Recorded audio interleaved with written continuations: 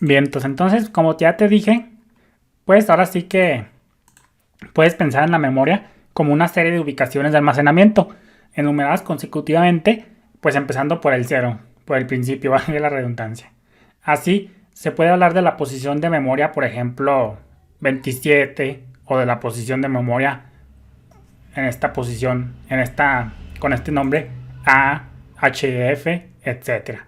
Y pues esto pasa con las variables. Cada variable está almacenada en una celda de memoria.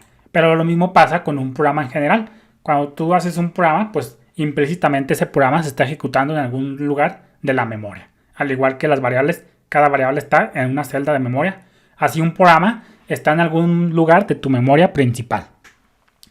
Así se puede hablar, entonces el número asociado a una posición de memoria se conoce como address, como ya vimos. Un ordenador, como te decía, ejecuta un programa ejecutando su primera instrucción, luego la segunda, luego la tercera y así sucesivamente. Obviamente, es posible que una instrucción diga que hay que saltar por encima de varias instrucciones hasta llegar a una en particular y continuar la ejecución de ese ahí. Esto lo vamos a ver, por ejemplo, cuando hagamos funciones. Tú puedes estar en la línea 6, por ejemplo, y tu función puede estar más arriba o más abajo, y tu programa puede saltar hasta esa función y ejecutarse desde ahí, y luego volver a donde originó la ejecución inicialmente. Pero todo no te preocupes, ya la vamos a ir viendo. Otra instrucción podría decir que, por ejemplo, volver a una instrucción anterior y ejecutarla de nuevo, por ejemplo, en un ciclo for. Entonces, como te decía, todos los programas en su mayor de las ocasiones pues se ejecuta de arriba hacia abajo. Simplemente pues hay diferentes diferencias, pero de manera general todos los lenguajes de programación se ejecutan de arriba hacia abajo hasta cierto punto. No importa cuáles son las instrucciones, el ordenador las ejecuta fielmente, exactamente como tú las hayas puesto en tus programitas. No es importante que los programas, ahora sí que no es tan importante que los programas especifiquen con precisión y exactitud lo que hay que hacer. Lo que tú le digas lo que tú pongas en el programa, eso es lo que va a hacer la computadora. El ordenador, por tanto, pues no puede saber lo que pretendes. Solo puede ejecutar lo que realmente escribes. Pues digo que si tú tienes errores lógicos, pues ya, por ejemplo acá, si tú acá vamos a abrir nuestros programitas, vámonos a nuestra carpeta. Por ejemplo, ahora del triángulo en C.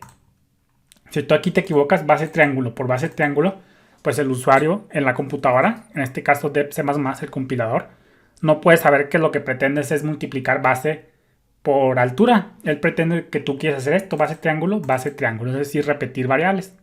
Solo puede ejecutar lo que realmente está escrito. Él lo va a ver así, que está repitiendo variables, cuando en realidad quieres multiplicar base por altura, pero pues él simplemente va a ejecutar lo que tú escribes. Él no puede saber, no es tan inteligente, la programación no es tan inteligente como para decirte, ay, ¿sabes qué? Tienes un error de lógica. Lo que tú escribes es lo que realmente se ejecuta, no hay más.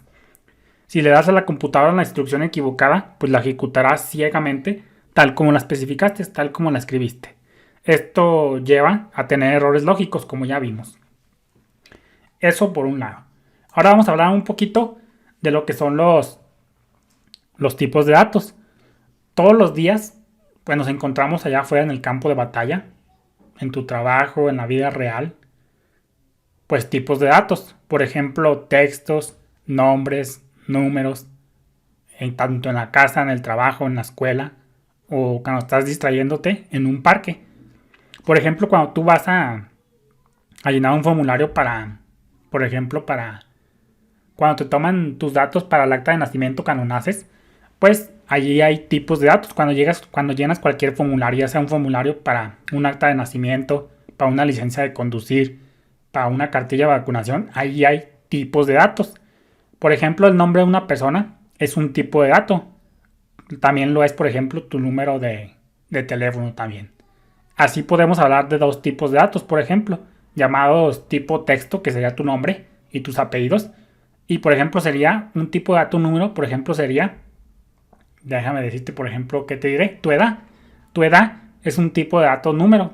No puede ser número decimal, es 25, 36, no puedes tener 25 años, punto 5. No hay como tal. Entonces es un número entero. Tu edad se define por números enteros. Y un ejemplo de tipo de dato de texto, por decir de una manera, pues es tu nombre y tus apellidos. Tus apellidos y tu nombre pues son texto, en su mayoría. Entonces, por ejemplo, si nosotros leemos una sentencia como Juanito Pérez gana 35,000 pesos al mes, él fue un alumno de C en la escuela. Entonces imagínate que tenemos esta frasecita. Déjame ponértela por acá. Imagínate esta sentencia. Juanito Pérez gana 35,000 pesos al mes, coma, él fue un alumno de C en la escuela. Quiere decir que era un alumno de los no muy buenos, pero tampoco muy malo. Entonces él no era ni muy aplicado, ni muy burro tampoco, ni muy flojo. Entonces en esa frase tenemos varios tipos de datos. Por ejemplo, Juanito Pérez, pues viene siendo los apellidos, el nombre, pues entonces es del tipo string, del tipo texto, es texto como tal. Aquí podemos ver, por ejemplo, el tipo número que es 35,000 pesos. Pues aquí un tipo de dato número sería 35,000. Aquí, por ejemplo, también podemos ver la C, que simplemente es una letra, un carácter. Y vamos a ver ya más adelante lo que son los tipos de dato carácter. Entonces, normalmente, pues nos parece conveniente dividir los números en dos tipos aquí en la programación.